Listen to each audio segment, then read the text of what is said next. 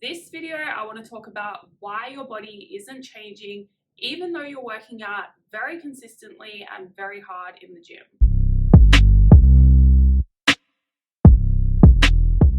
Hello, welcome back to my channel.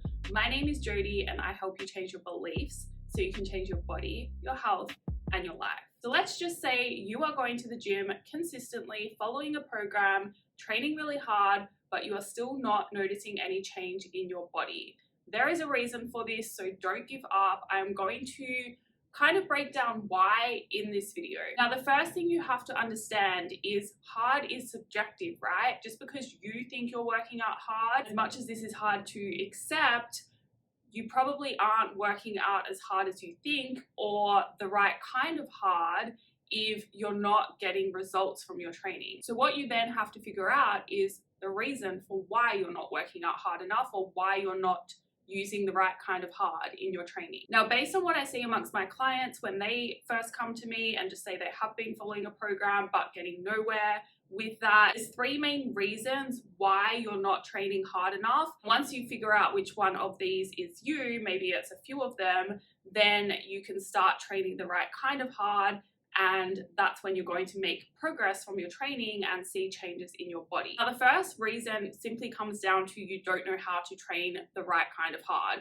which is understandable because we haven't really been taught how to unless you've done your own research. But most people still have this belief that you have to go to the gym, get your heart rate up, do as many reps as possible, more reps, lighter weight, that's better, sweat more, that means you're burning fat and that is a good workout, that's a hard workout.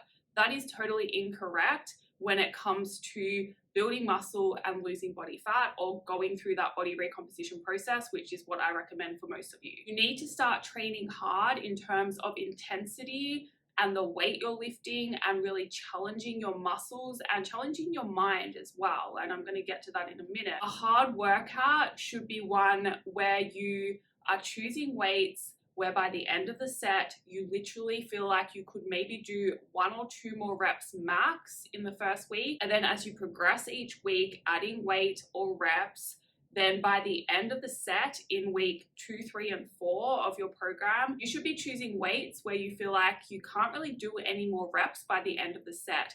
Obviously, that is exercise dependent. There are various exercises where I recommend leaving a rep or 2 in the tank, but on a lot of exercises, you should be pushing the limits so that you can't do any more. It's not about leaving room for later so you can add more exercises, do more, work out for longer durations. It's about pushing yourself on every single set and making every rep count. Now, learning how to find this intensity takes time and experience, and as you keep going, you will learn you have new levels of intensity that you can reach. And it really takes time to feel what it feels like to use intensity, because often you won't sweat, often you won't get your heart rate up that much. It's going to feel a different kind of hard to what you're used to, but that is the right kind of hard that you want and what is going to get you the results that you want to see in your body. And the next biggest reason that you're not training hard enough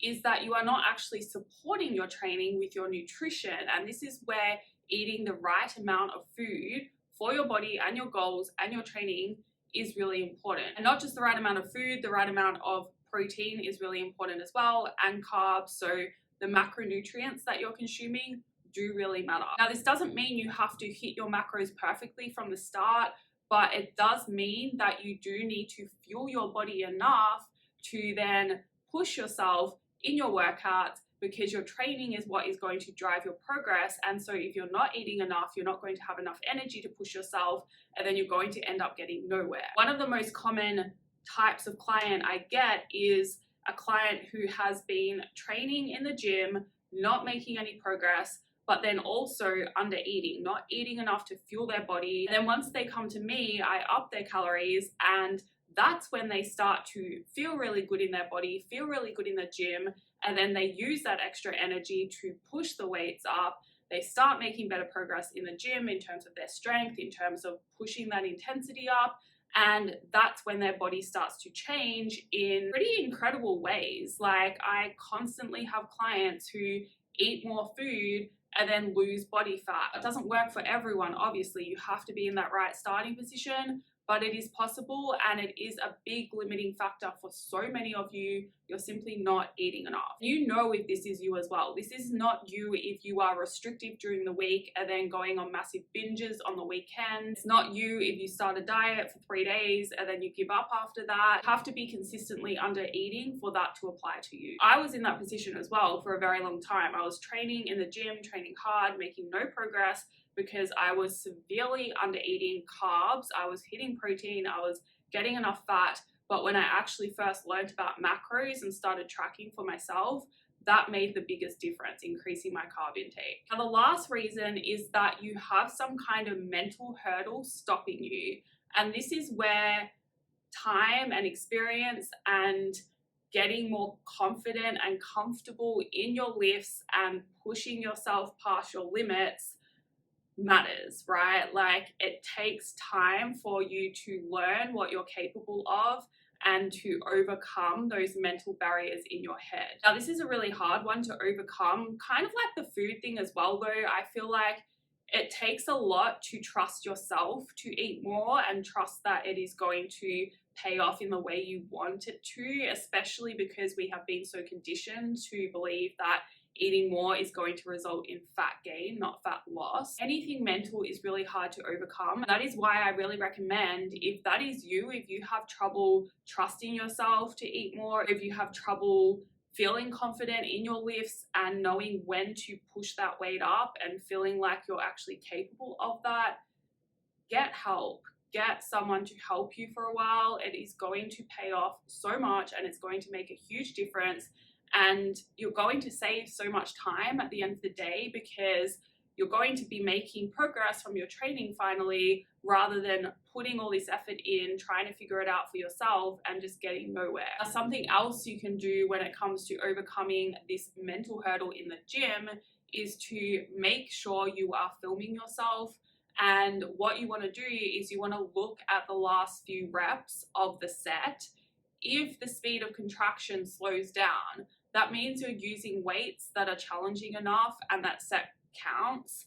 If the speed of contraction doesn't slow down, and what I mean by that, if you're doing a bicep curl and the last reps move up as fast as the first reps, that means you're not lifting heavy enough. So it applies to any lift, right? If the last few reps don't slow down in terms of you getting that weight back up, then you're not lifting heavy enough, and it kind of just confirms to you that you can go a bit heavier.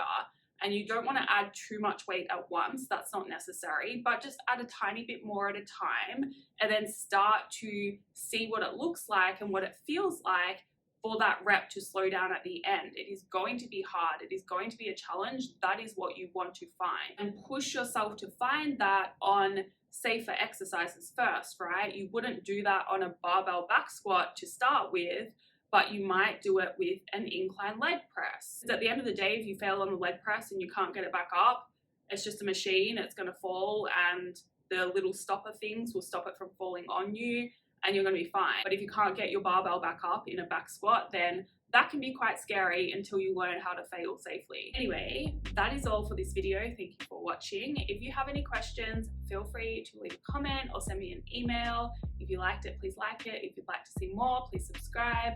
And if that's the case, I will see you in the next video.